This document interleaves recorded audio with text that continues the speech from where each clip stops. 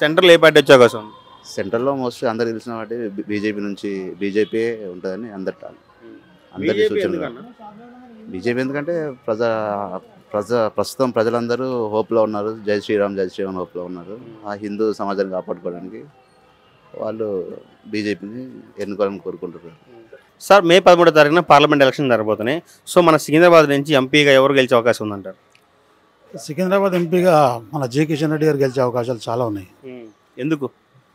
అంటే కిషన్ రెడ్డి గారు ప్రత్యేకంగా ఆయన గురించి పర్సనల్గా ఆయన ఇమేజ్ ఏం లేదు, కానీ సెంట్రల్లో పార్టీ బీజేపీ చేస్తున్నటువంటి కార్యక్రమాలను బట్టి బీజేపీకి గెలిపించాలని చెప్పి అనుకుంటున్నాను.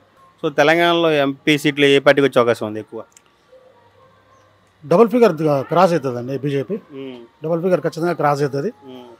ఇప్పుడు లాస్ట్ టైం కూడా TRS sir car 10 sir car అన్నారు కదా, అట్లాంటి ఏం సెంట్రల్ ఎలక్షన్స్లలో ఎంపీకి సంబంధించి ఎలక్షన్స్లలో ఈ స్టేట్ పార్టీలకి గెలిపిస్తే మనకు ఉరిగేది ఏమి ఉండదు.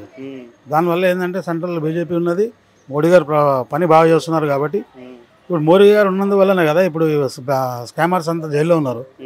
గత 10 సంవత్సరాల నుంచి తీసుకున్న 20 సంవత్సరాల నుంచి తీసుకున్న కాంగ్రెస్ ఎన్డీఏ గవర్నమెంట్ ఉన్నప్పుడు కానీ ఏ రాజకీయ నాయకుడు లోపలికి పోయింది లేదు ఇప్పటివరకు.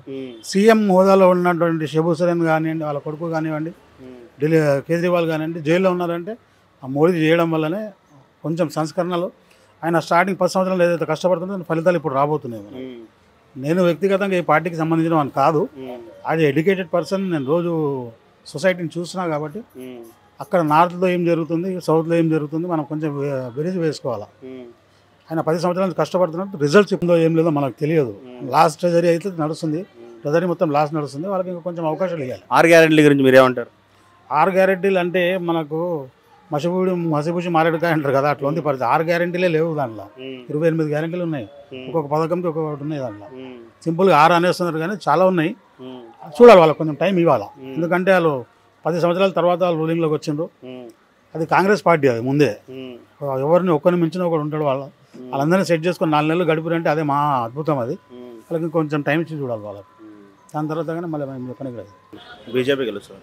అంటే బీజేపీ నుంచి కిషన్ రెడ్డి గారు నుంచి ఉంటున్నారు. కిషన్ రెడ్డి గారు గెలుస్తారు. ఎందుకు? ఎందుకంటే మోడీ గారి పథకాలు బాగున్నాయి. ఆటోమేటిక్గా కిషన్ రెడ్డి గారు లాస్ట్ టైం గెలిచారు, సెంట్రల్ మినిస్టర్గా చేశారు.